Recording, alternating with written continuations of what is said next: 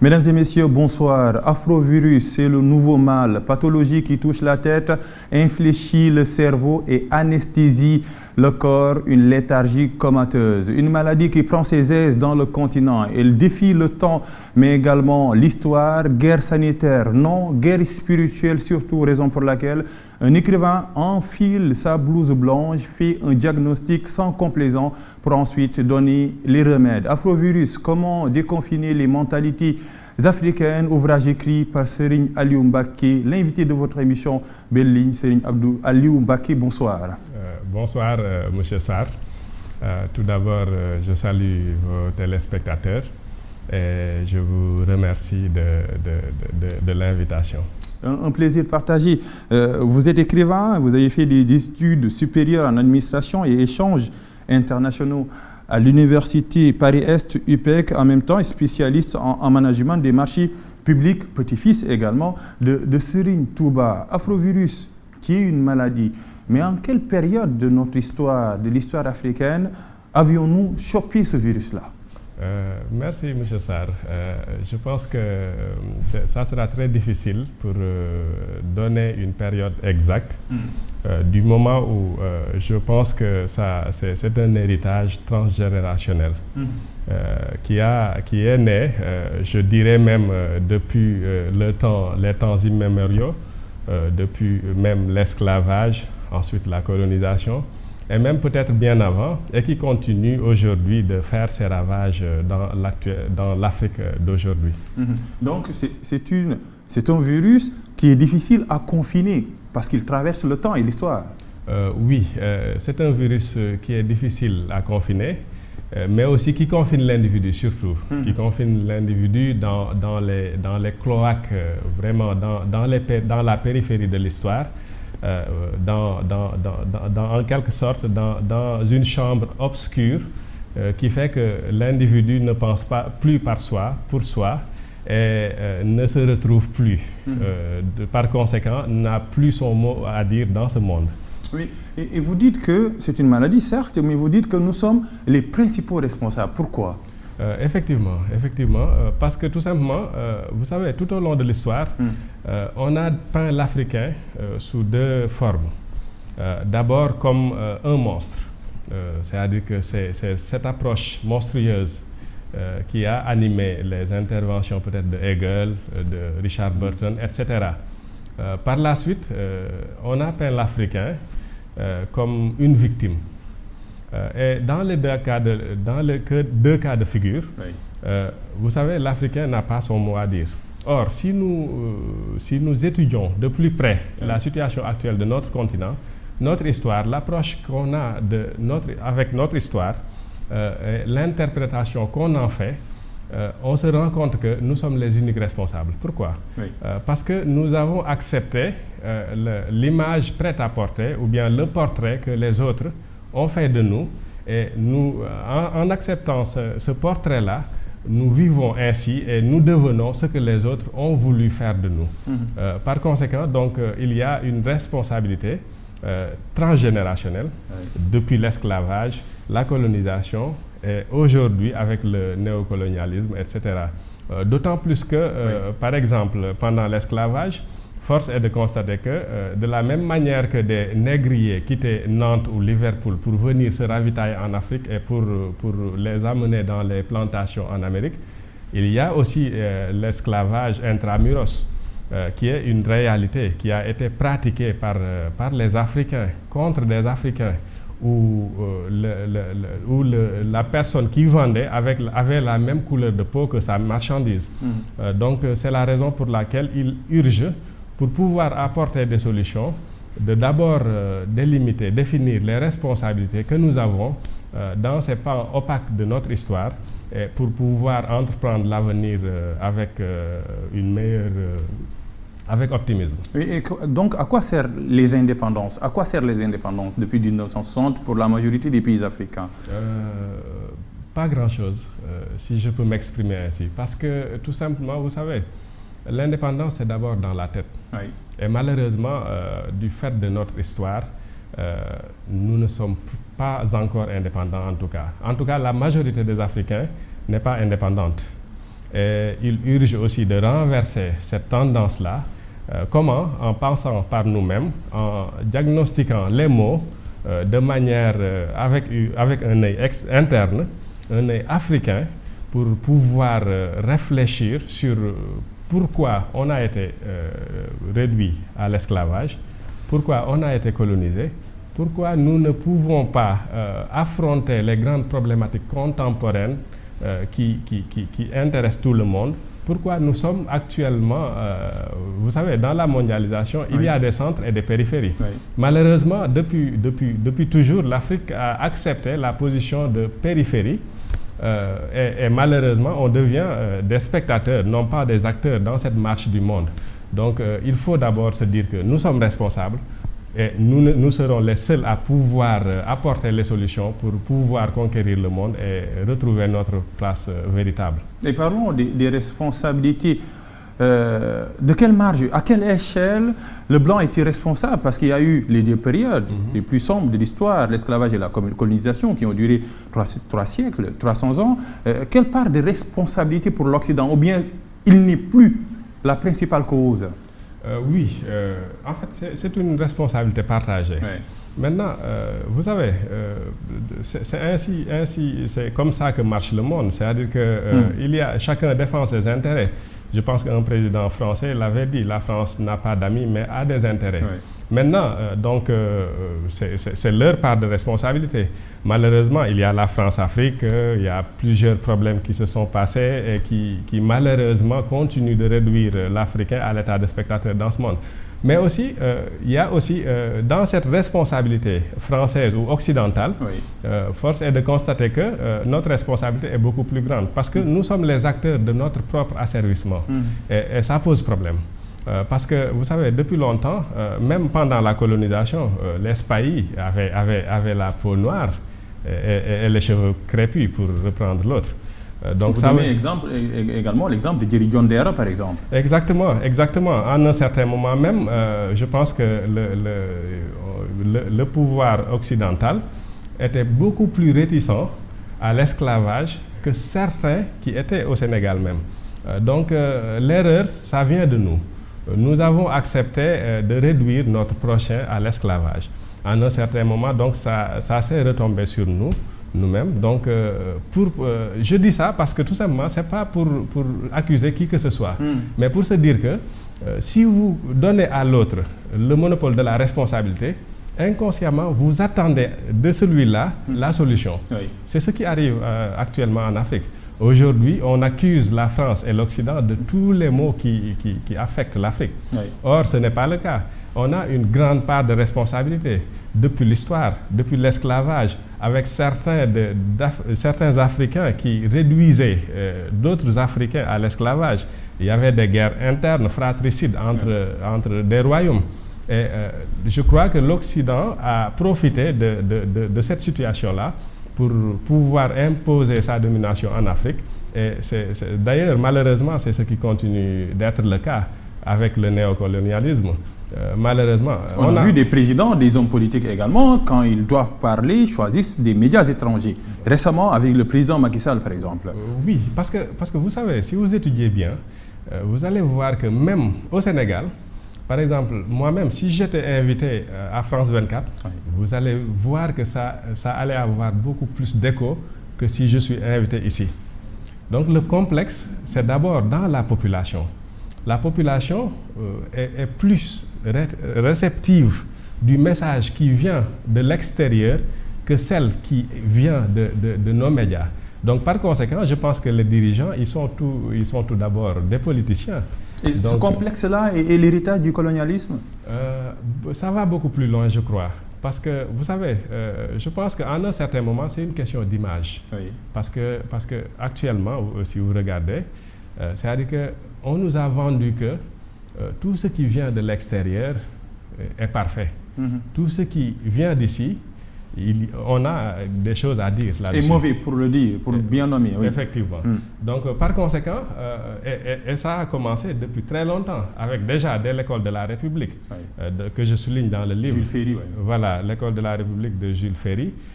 D'ailleurs, on accusait Jules Ferry d'être de connivence avec l'industrie de l'imprimerie. Ça veut dire beaucoup de choses. À un certain moment, donc, on a formaté nos enfants à croire que tout ce qui ne vient pas de l'Occident n'est pas bien. On connaît plus les jardins de Versailles, on connaît plus les clubs d'Europe que nos propres clubs.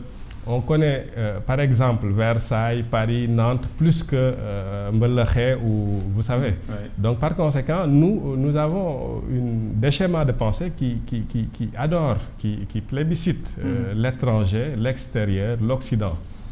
Donc, c'est ces schémas de pensée qu'il faut tout d'abord modifier pour pouvoir réfléchir par nous, avoir confiance en nous, respecter tout ce qui vient de nous. Et voilà, c'est tout un travail qu'il faut mener pour aboutir à un certain moment à vraiment convaincre les dirigeants et les autres à pouvoir d'abord s'adresser aux médias locaux avant de s'adresser aux médias occidentaux. Pour briser les chaînes de la dépendance, il faut regarder avec courage notre histoire, la secouer pour que sorte ou émerge la vérité. Mais est-ce qu'on le fait?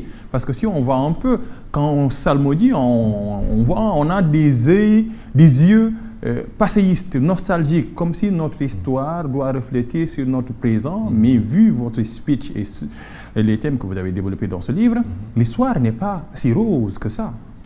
Non, pas du tout. C'est-à-dire qu'on a cédé à cette tentation de vouloir répondre à l'approche monstrueuse par une approche merveilleuse. Or, je pense qu'il faut relativiser. Parce que tout simplement, vous savez, l'histoire, ce sont des êtres humains avec leurs qualités et leurs défauts. Par conséquent, chaque peuple fait des erreurs. Il n'y a pas de peuple qui détient le monopole de la bêtise, pour ainsi dire. Maintenant, donc, c'est à nous d'apprendre de nos erreurs du passé, parce qu'il y en a. On a été colonisé, une partie de notre population a été réduite en esclavage par une faute, certes par la faute de l'autre qui vient en mercenaire, mais aussi par une faute qui nous incombe. Donc, par conséquent, aussi, il faut savoir voir les points obscurs de cette histoire pour pouvoir réaliser l'Afrique d'aujourd'hui et pour pouvoir léguer aussi à nos enfants une Afrique meilleure pour demain. Ce qui est sûr, et vous l'écrivez, et vous le dites, le temps de la victimisation est fini. Oui, effectivement, parce que, vous savez, c'est très facile d'accuser l'autre tout le temps. Même vous savez, même dans une certaine vision du racisme, par exemple, c'est un refus de faire face à ses propres limites. En général, dès que vous faites face à vos propres limites, vous criez au racisme, etc. C'est-à-dire qu'actuellement, si vous regardez, par exemple, on est au Sénégal, nous sommes des Sénégalais. Par exemple, nous avons un problème de développement. Depuis longtemps, on a eu ce qu'on appelle les indépendances, entre guillemets. Mais depuis lors, il y a des pléthores de plans, il y a pas mal de choses, des projets, etc., qui malheureusement ont échoué. Et on continue d'accuser l'autre, l'Occident. Or, par exemple, on n'a pas fait cette introspection d'abord. C'est-à-dire que pour se demander qui sommes-nous, où allons-nous, que voulons-nous? Parce que si on veut répéter à l'identique, c'est-à-dire que faire un copier-coller à l'identique ou bien, par exemple, revêtir les habits d'un autre, comme je dis, on s'étouffe ou bien on passe pour un clown de cirque. Et malheureusement, c'est ce qu'on fait. On se dit qu'il y a un développement qui se fait à l'extérieur, on le prend, on copie littéralement, on veut mettre la même chose ici au Sénégal.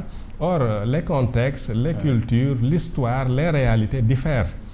Par conséquent, donc, on se retrouve là, on se dit que c'est la faute de l'Occident. Or, c'est tout d'abord de notre faute parce que nous, on n'a pas encore défini ce que l'on veut et qui nous sommes pour pouvoir définir ou bien en tout cas mettre en place un idéal commun et converger ensemble vers ça. L'important, ce n'est pas ce qu'on en fait de nous, mais ce que nous faisons de ce qu'on a fait de nous. Peut-être la solution, un des remèdes, c'est l'acceptation de soi.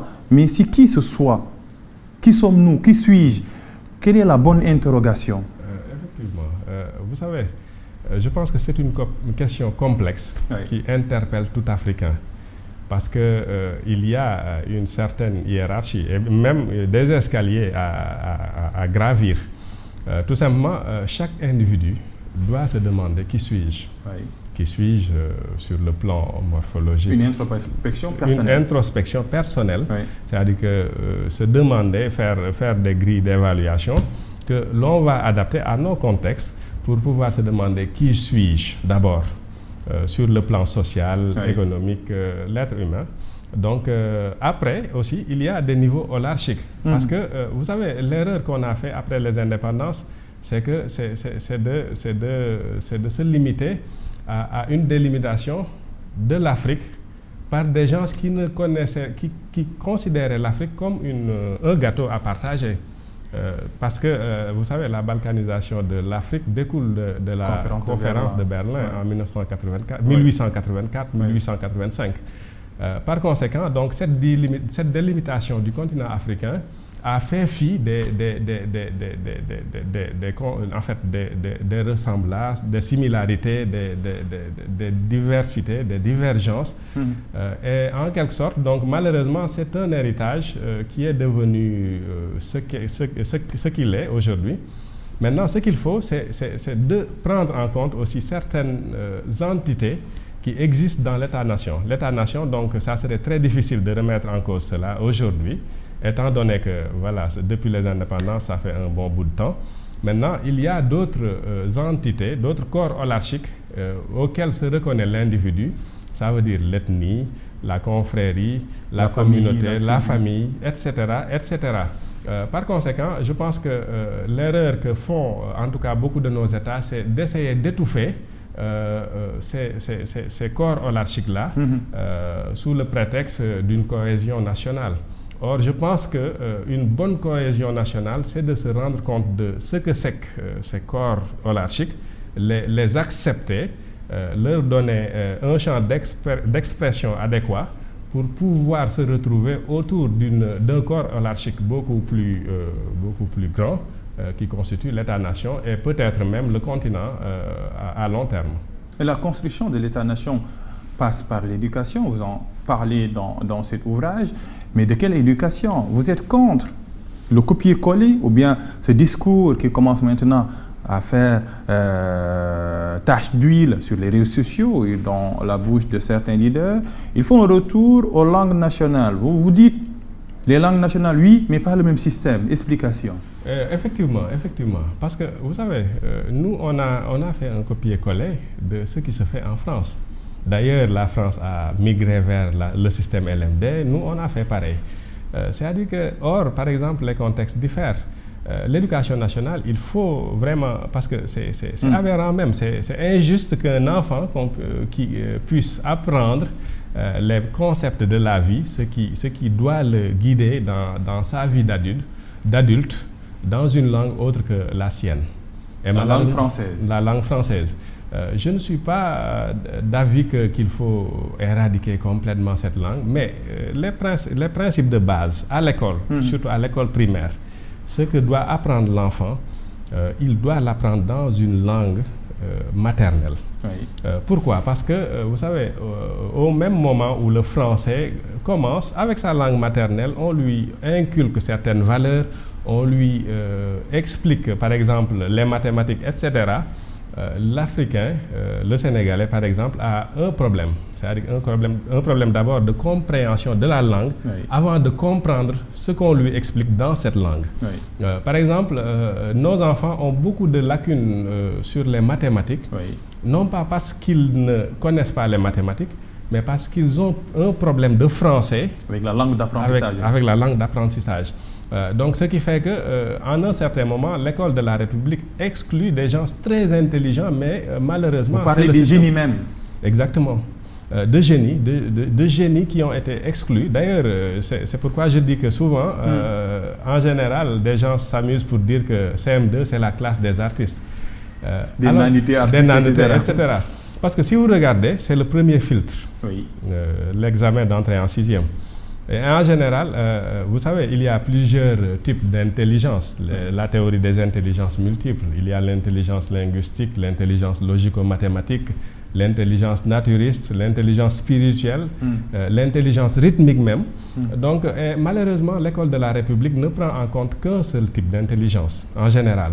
Il faut apprendre, parkeuriser, etc. Au niveau, dans cette classe de CM2, en général, ceux qui n'apprennent pas à parkeuriser sont exclus d'office. Oui. Ils vont essayer 2-3 fois, ils seront exclus de l'école et ils vont se retrouver dans la vie de tous les jours, en étant commerçants, menuisiers, etc. Mais si vous regardez, ceux qui ont la maîtrise ou le doctorat, etc., dès qu'ils se retrouvent dans ce même environnement avec des gens qui n'ont pas leur certificat, ils auront un problème. Si vous regardez les commerçants de Sandaga, c'est des comptables, c'est des experts en économie, en marketing, en management, etc. Et ils l'ont appris. Ils étaient intelligents donc, mais c'est l'école qui a fait qu'ils étaient exclus dès le début. Et malheureusement, il faut changer cela. Et aussi, le système des classes, parce que vous savez, si on avait la chance d'apprendre dans nos langues, moi j'ai l'intime conviction que ce qui se fait du CI, de la classe préparatoire au CM2, ça pourrait se faire en une année, maximum 2 années. Ah oui. Oui, parce que c'est-à-dire 6 ans. Oui, parce en que 2 ans. Parce que, comment? Parce que tout simplement, si vous regardez, par exemple, CI jusqu'à CM1, vous apprenez comment parler en français, comment maîtriser la langue française, orthographe, conjugaison, grammaire, etc.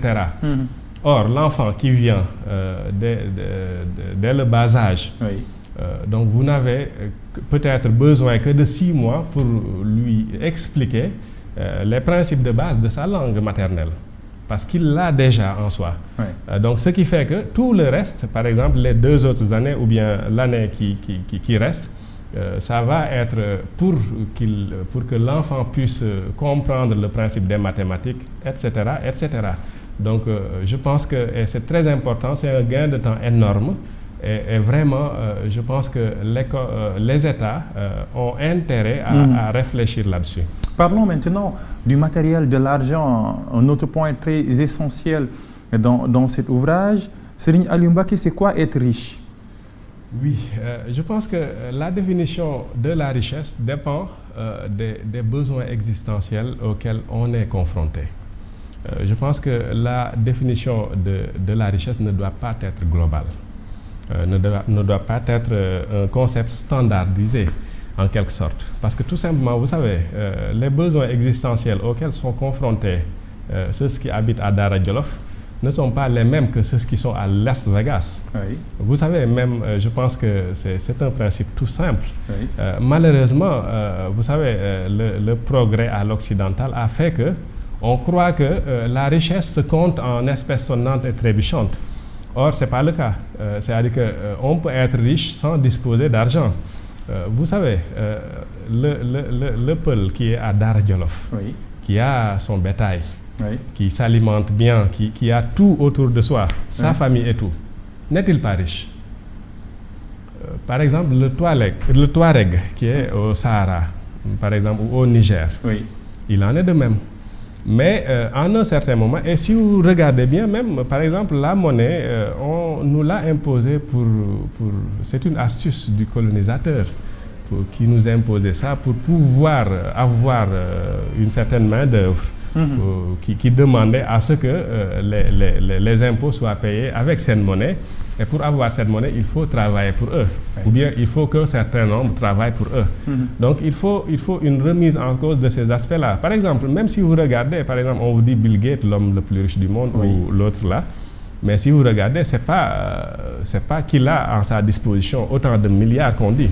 C'est des actifs, c'est des infrastructures, c'est des images, vous savez, c'est des marques. C'est ça en fait, c'est ça la richesse. Donc nous, on est riche autrement. On est riche par le matériel. Il n'y a pas la dimension abstraite dans la définition de la richesse. Effectivement, il y a aussi cette dimension abstraite parce que tout simplement, vous savez, je pense que la personne qui a des besoins existentiels en spiritualité, lorsqu'il atteindra ces besoins-là, il est riche en ça. La personne qui a un besoin en amitié, en connaissance, qui a cette intelligence-là, vous voyez, donc corporelle, il est riche autrement. Maintenant, est-ce que nous devons prendre le système de richesse ou bien les standards ou bien les critères de définition de la richesse que nous impose l'Occident, ou bien ne devrons-nous pas chercher ce que signifie le terme richesse chez nous? J'explique même l'appréhension. Par exemple, il y a le rappeur, par exemple, 50 Cent, que je dis, par exemple, qui dit « Get rich or die trying ». Être riche ou mourir en essayant. On a vu avec le concept voilà. Barça. Exactement, c'est ça. Parce que tout simplement, on nous a fait croire que être riche, c'est ça. Mais si vous regardez de plus près, le concept Barzak, en fait, ça a l'apparence d'une richesse matérielle, mais ça va au-delà. C'est une richesse sociale. Les gens, en général, ils te disent que je ne me retrouve plus dans cette société. Je ne suis plus considéré. C'est la considération, au-delà même de l'aspect matériel. L'aspect matériel, c'est un moyen pour obtenir cette considération. Maintenant, c'est actuellement le schéma de pensée à l'occidental qu'on a assimilé qui fait que nous ne considérons plus les êtres par ce qu'ils sont, mais par ce qu'ils ont. Oui, parce qu'il y a la violence du vocabulaire de l'environnement social. L'environnement social détermine la conscience, selon Marx. À travers la réussite sociale et des termes qui peuvent pousser un être à braver le grand bleu, par exemple, Barzak, par exemple, le concept de Ligeyundai, c'est par rapport à la richesse, à la réussite matérielle. Est-ce que c'est possible également de soigner ce afrovirus? Oui, bien évidemment. Je pense que, vous savez, comme on dit le Ligeyundai, et si vous constatez, d'ailleurs, c'est un problème parce que, en général, c'est ce qu'on dit que ce Ligeyundai-là, c'est ce qui vole. En général, pour devenir riche. Et on ne fait plus cette distinction. Donc, c'est la raison pour laquelle je parle de notion de valeur. Il faut revenir à ces valeurs-là qui étaient jadis notre propre force. C'est-à-dire que le ngor, le teranga, le djom, le fit. C'est très important. Ça peut paraître très abstrait, mais si vous regardez aujourd'hui, même dans les notions de développement personnel, etc., qu'essaie de nous apprendre encore une fois l'occidental, alors que ça devait être le contraire. Parce qu'on a laissé ce qu'on avait pour suivre l'occidental, et en un certain moment, il est revenu prendre ce qu'on avait pour nous l'apprendre, pour nous le vendre en quelque sorte. Autrement dit, l'Afrique n'est pas pauvre. On ne doit pas accepter qu'on nous dise que nous sommes des pays pauvres. Oui, en fait, on ne doit pas accepter que l'autre vienne nous dire que nous sommes pauvres sans pour autant que l'on fasse un diagnostic de la situation. C'est-à-dire que ça doit être les Africains qui de leur fort intérieur, qui constatent s'ils sont pauvres ou riches et qui essayent de mettre des critères qui définissent la pauvreté en fonction de ce contexte-là, du contexte africain, des réalités africaines, et en même temps de donner aussi à cette notion une dimension immatérielle et spirituelle. L'auteur est-il riche de cet ouvrage? Oui, pourquoi? Alhamdulillah. Je suis très riche de cet ouvrage parce que vraiment, en tout cas, ça m'a permis déjà de sortir ce que j'avais en moi, d'en discuter avec beaucoup de personnes et d'avoir la chance aussi de rencontrer des individus avec qui, heureusement, je partage la même vision des choses. Oui, donc, alhamdulillah. Et vous dites une chose extrêmement importante, une nuance, mais les profonds, nous n'avons pas un problème avec l'argent, nous n'avons pas un problème d'argent, nous avons un problème avec l'argent. Ça veut dire quoi? Effectivement, vous savez, si vous regardez, l'argent, c'est quelque chose... vous savez, même pour que l'argent puisse exister, il faut trois principes. La confiance, l'utilisation et l'acceptation. C'est les économistes qui le disent. Or, si vous regardez, dès demain, on pourrait se dire que nous allons désormais utiliser les feuilles d'arbre. Vous voyez? Donc, l'argent, en fait, on a donné à l'argent une importance qu'elle n'a pas. C'est-à-dire qu'il y a ce que peut acheter l'argent qui importe. Vous savez, donc, et en général, nous, ce qu'on veut... par exemple, je vous donne l'exemple. C'est ce qui, d'ailleurs, a favorisé l'exode rural. Les gens, en un certain moment, ont répondu aux sirènes de la ville, de la vie citadine, etc. Ils ont laissé leur village, leur plantation, un environnement extraordinaire pour venir s'installer dans les villes, se disant qu'on peut avoir beaucoup plus d'argent. Mais avec cet argent-là, vous en faites quoi? Vous achetez à vivre. Vous aviez vos plantations au village. Vous allez voir un psychologue. Vous aviez déjà au village un environnement et une structuration sociale sous l'arbre à palabre, avec aussi les tantes, les grands-pères, la famille, etc. Vous allez chercher quoi? Vous allez même, en fait, si vous regardez en Occident, vous allez même payer pour rire. Oui. C'est très important. Et en fin de compte, avant la fin du mois, vous avez dépensé votre argent pour avoir ce que vous aviez et vous avez le sentiment que vous êtes un peu lésé parce que, en général, force est de constater que les fins de mois ici sont extrêmement difficiles. Oui. D'ailleurs, vous vous en rendez compte lorsque vous empruntez la circulation. Et c'est très grave. Oui. Donc, c'est la raison pour laquelle, et vous venez ici pour rechercher ce que vous aviez déjà. Parce qu'on vous a vendu un progrès, une illusion, et vous cherchez à satisfaire ça. C'est un mirage. C'est un mirage. Serigne Aliou Mbacké, le temps est fini. Merci d'être là. Merci beaucoup, M. Sarr. Merci infiniment et vraiment merci et à la prochaine, Inch'Allah. À la prochaine. Afrovirus, comment déconfiner les mentalités africaines, ouvrage écrit par Serigne Aliou Mbacké et publié par l'édition L'Harmattan, disponible dans les bibliothèques. Allez-y, achetez-le et surtout, il y a des réflexions très positives, très négatives également. Le bien et le mal dans l'histoire, dans toute l'histoire contemporaine, comme du passé africain. Merci de nous suivre. Merci également à la Noblesse Anodine, l'équipe technique qui m'a permis de réaliser cette émission. Rendez-vous la semaine prochaine pour un autre espace du livre, de l'écriture et de la réflexion sur ITV.